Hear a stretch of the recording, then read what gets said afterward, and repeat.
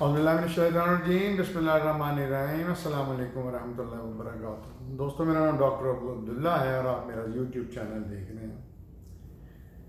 یہ رمضان کا مہینہ چونکہ چل رہا ہے تو اس سے متعلق کچھ سوالات آئے ہیں، تو میں ان سب کو اکٹھا کر کے جواب دے رہا ہوں۔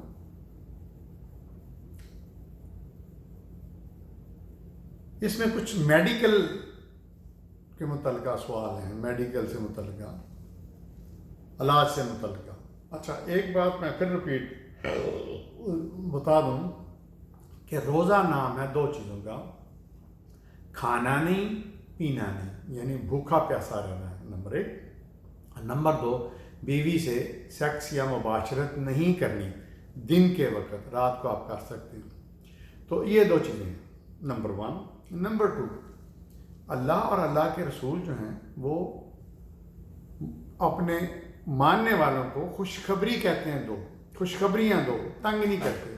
لیکن ہمارے سوسائٹی میں کچھ ٹریڈیشنلسٹ مولوی لوگ عجیب عجیب قسم کی تنگیاں پیدا کرنے کی کوشش کرتے ہیں اور کہتے ہیں یہی ایمان ہے۔ بالکل نہیں۔ اللہ تعالیٰ کہتے ہیں خوشخبری سناؤ، نبی کریم صلی اللہ علیہ وسلم بھی کہتے ہیں۔ اچھا، سوال یہ ہے کہ کیا بیوی کو شام کو جب کھانا بنائے، گھر کی خاتون خانہ، تو کیا اس کو چکھ لینا چاہیے؟ اس کا جواب یہ ہے کہ بالکل چکھ لینا چاہیے۔ یہ نبی کریم صلی اللہ علیہ وسلم کی حدیث ہے، روایت ہے۔ اس کا مطلب کیا ہے، کیوں چکھ لینا چاہیے؟ کہ سارا دن سارا خاندان بھوکا پیاسا رہا، اب شام کو وہ روزہ کھول رہے ہیں۔ اب اللہ اور اس کے نبی چاہتے ہیں کہ آپ لوگ جو ہیں وہ انجوائے کریں، اچھا کھانا کھائیں، اچھا ٹیسٹ۔ تو بیوی کو اب چکھنے سے اس کا روزہ کیسے ٹوٹے گا؟ وہ تو نہ بھوک ختم ہو رہی ہے، نہ پیاس ختم ہو رہی ہے، نہ کوئی کھانا اندر جا رہا ہے۔ تو آپ چکھ سکتے ہیں۔ یہ مولویوں نے کوئی ساتھ ایڈیشنلی ایک فضول چیز لگائی ہوئی ہے کہ اگر خاوند سخت ہو، لا حول ولا قوت، اللہ تمہیں پوچھے مولویوں، کیا نبی کریم صلی اللہ علیہ وسلم اپنی بیویوں کے لیے سخت تھے؟ اگلا سوال ہے، میں روزہ نہیں توڑنا چاہتا لیکن اگر ایمرجنسی تکلیف ہو جائے تو کیا دوائی لے سکتا ہوں اور میرا روزہ نہیں ٹوٹے گا؟ دیکھیں، بڑی سمپل بات ہے۔ میں نے پہلے ہی کہا کہ اللہ تعالیٰ اور اللہ کے نبی کہتے ہیں کہ آسانی خوشخبریاں دو۔ اب آپ نے روزہ رکھا، نیت بھی کی ہوئی ہے اور آپ چاہتے ہیں روزہ پورا نبھے۔ اب ایک دم کچھ ایسا ہوتا ہے کہ تکلیف اٹھتی ہے۔ میں مثال دیتا ہوں ایز اے ڈاکٹر کہ کڈنی کی تکلیف ہو گئی ہے، کڈنی میں وہ پتھری تھی، پہلے تو نہیں تکلیف تھی، عین دوپہر کو یا کسی وقت روزے کے ٹائم اس کو درد شدید ہو گیا اور بڑی سخت درد ہوتا ہے، یا پیٹ میں درد ہو گیا کسی وجہ سے، کوئی پوزیشن بدلی ہے کچھ۔ تو میرا یہ ہے مشورہ یا میری یہ سوچ یہ ہے کہ اس کو درد کا ٹیکہ لگا دینا چاہیے، درد کا انجیکشن لگا دینا چاہیے، کیونکہ وہ کوئی طاقت نہیں دے رہا، وہ تکلیف کو رفع کر رہا ہے۔ اور انسان یہ چاہتا ہے کہ میں روزہ نبھاؤں، اور انجیکشن لگنے سے اس کی تکلیف ختم ہوگی، روزہ چلتا رہا، اس نے نہ کھایا نہ پیا نہ دوسرا کام کیا۔ کیا انجیکشن سے روزہ ٹوٹ جاتا ہے؟ ہاں، اگر تو انجیکشن جس طرح میں نے ابھی بتایا کہ تکلیف کے لیے ہے، پین کے لیے ہے، تو پھر تو نہیں ٹوٹنا چاہیے انشاءاللہ۔ اللہ تعالیٰ بڑا رحیم ہے۔ لیکن اگر آپ انجیکشن طاقت کے لگوا رہے ہیں تو آف کورس ٹوٹ جائے گا، کیونکہ اللہ تعالیٰ نہیں کھانے پینے سے کیا ہوتا ہے، جس میں طاقت آ جاتی ہے۔ تو اگر طاقت کے لیے آپ انجیکشن لگا رہے ہیں تو وہ تو پھر غلط ہوگا نا، پھر روزہ ٹوٹ جائے گا۔ اب نیت کا دیکھنا ہے۔ اگلا سوال ہے کہ کیا احتلام سے روزہ ٹوٹ جاتا ہے؟ یہ احتلام جو ہوتا ہے وہ مردوں میں ہوتا ہے، وہ کئی دفعہ یہ ہوتا ہے کہ رات کو ہو جاتا ہے، کئی دفعہ سوئے ہوئے ہوتا ہے، یوزلی سوئے ہوئے میں ہوتا ہے، تو اس سے روزہ ٹوٹ جاتا ہے؟ بالکل نہیں ٹوٹتا، کیونکہ احتلام ہونے سے نہ آپ نے کچھ کھایا نہ پیا نہ آپ نے مباشرت کی ہے، تو کیسے ٹوٹے گا قرآن کی روح سے؟ یہ جو دین ہے یہ اللہ اور اللہ کے نبی کا، قرآن سنت، اطیع اللہ اطیع رسول، کسی مولوی کا نہیں ہے۔ کیا الٹی آنے سے روزہ ٹوٹ جاتا ہے یا منہ سے خون آنے سے؟ بالکل نہیں، نہ کچھ کھایا نہ پیا نہ دوسرا کام کیا ہے، تو روزہ کیسے ٹوٹے گا؟ کسی وجہ سے الٹی ابات جس کو کہتے ہیں وہ بھی آ گیا، یا دانتوں میں کسی وجہ سے تھوڑا سا خون آ گیا، اپنے تھوکا خون آ گیا، اس سے روزہ کیوں ٹوٹے گا؟ ٹوتھ پیسٹ کرنے سے روزہ ٹوٹ جاتا ہے؟ بالکل نہیں ٹوٹتا۔ یہ ٹوتھ پیسٹ اور مسواک ایک ہی چیزیں ہیں۔ پہلے مسواک ہوتی تھی، اب ٹوتھ پیسٹ آ گیا۔ دونوں میں ٹیسٹ ہوتا ہے جو منہ تک محدود ہے، نیچے تو جانا ہی کچھ نہیں ہے، ٹھیک ہے؟ اسی میں وہی ٹوتھ پیسٹ میں بھی عموماً وہی اجزاء ہوتے ہیں جو اس میں ہوتے ہیں، اللہ آپ کا بھلا کرے، مسواک میں ہوتے ہیں، تو ٹیسٹ تو دونوں میں ہوتا ہے، بالکل نہیں ٹوٹتا۔ کان، ناک، آنکھ میں قطرے ڈالنا، یہ میرے مریض مجھ سے پوچھا کرتے تھے کہ جی قطرے ڈالنے سے آنکھ میں روزہ ٹوٹ جاتا ہے یا ناک میں؟ ہوتا یوں ہے کہ جب آپ قطرہ ڈالتے ہیں ناک میں، کان میں، ناک میں یا آنکھ میں، تو وہ حلق میں اس کا ٹیسٹ آ جاتا ہے کڑوا سا، تو وہ تو ٹیسٹ ہے، اس سے نہ کھایا آپ نے نہ پیا ہے۔ اور کان میں تو ڈالنے سے بالکل ہی کوئی توقع نہیں، کوئی کان کے آگے پردہ ہے، تو اس سے بالکل روزہ نہیں ٹوٹتا۔ بیوی سے پیار کرنا، ہاں بیوی سے آپ پیار کر سکتے ہیں بغیر سیکس کے، بغیر مباشرت کے، آپ لیٹ سکتے ہیں میاں بیوی، آپ ایک دوسرے کو پیار کر سکتے ہیں، کس کر سکتے ہیں، یہ وہ، بس دیٹس اٹ، اس سے زیادہ نہیں۔ ڈائبٹیز کے مریض روزے کے بارے میں کیا کریں؟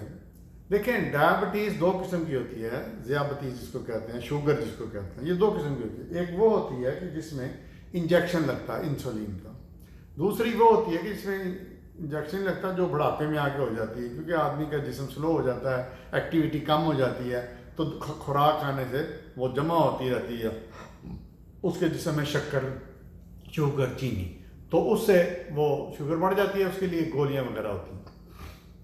اچھا، آپ اس میں غور سے میری بات سمجھیں، اگر تو آپ اس کو ڈائبٹیز 2 کہتے ہیں جو بڑھاپے میں ہوتی ہے، اگر تو ڈائبٹیز 2 ہے تو اس کے لیے کچھ گولی ہے جیسے میٹفورمن۔ اب اگر آپ کا روزہ ہے، ڈائبٹیز کس طرح سے ہوتی ہے؟ زیادہ کھانے سے ہوتی ہے، موٹاپے کی وجہ سے ہوتی ہے، تو اس سے تو قدرتی طور پہ آپ کا وزن کم ہوگا، آپ کو تو روزہ رکھنا چاہیے، شوگر کم ہوگی، سارے جسم سے، خون سے، ہر جگہ سے شوگر کم ہونا شروع ہو جائے گی، یہ تو آپ کے لیے فائدہ مند ہے۔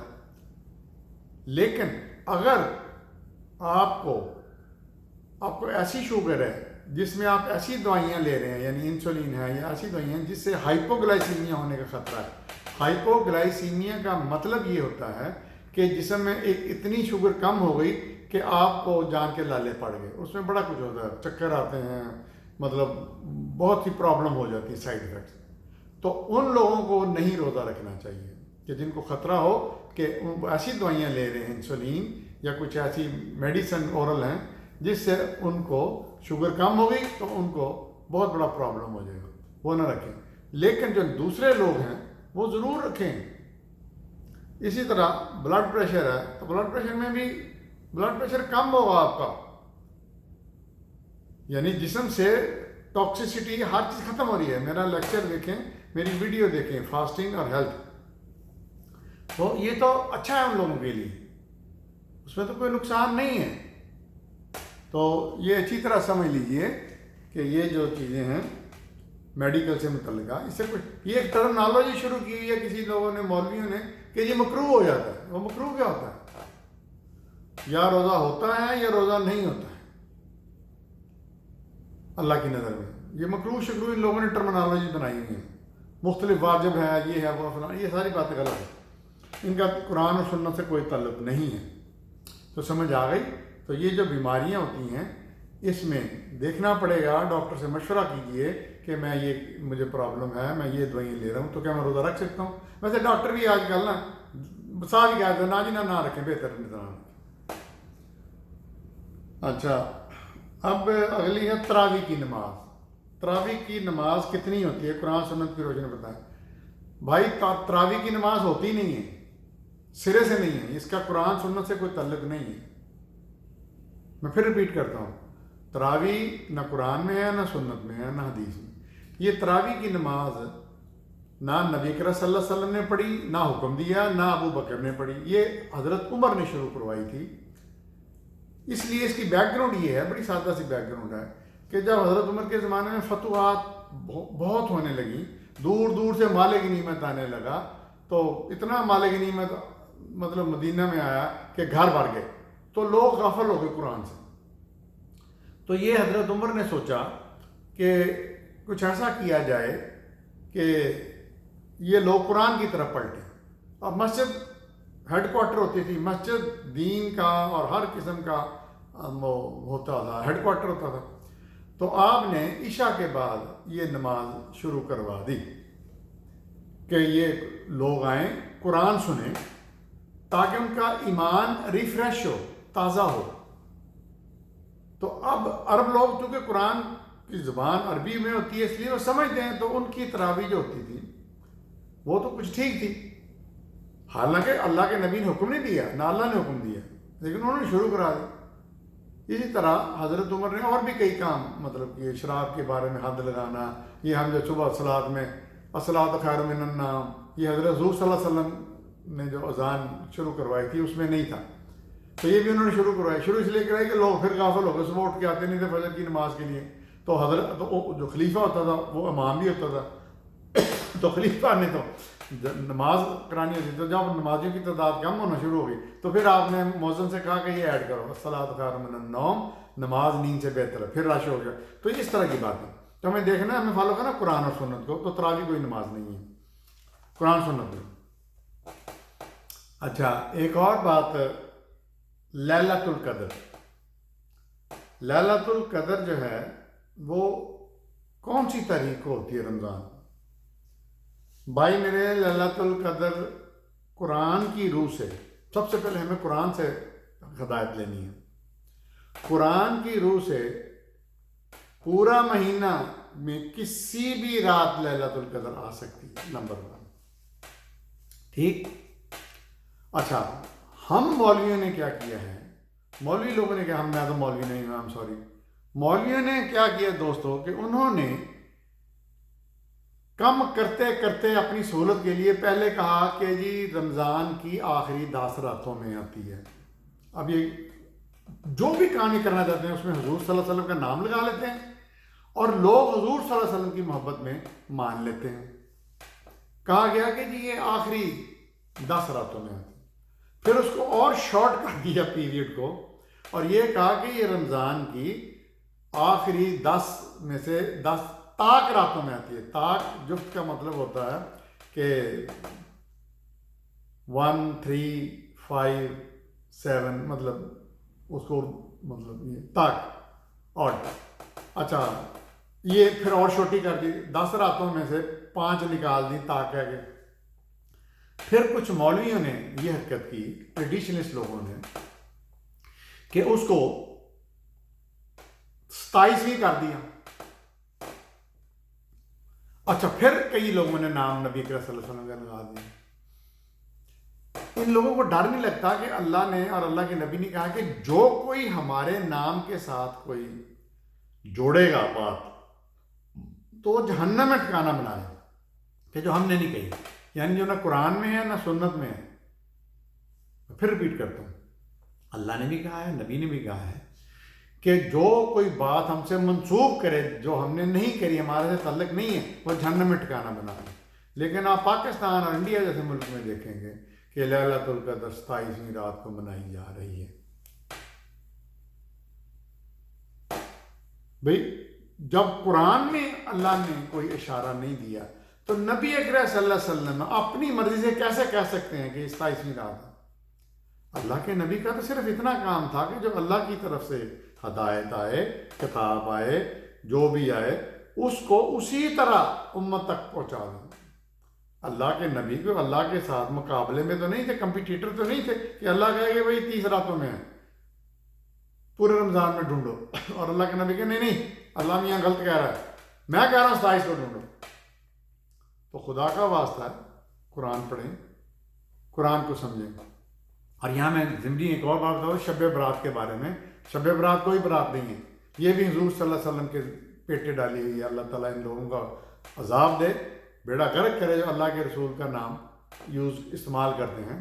کوئی شب برات نہیں ہے، بالکل صرف ایک ہی قرآن میں ذکر ہے، لیلۃ القدر، اور وہ میں نے آپ کو بتا دیا. دیکھتے رہیے میرا چینل ڈاکٹر ابو عبداللہ.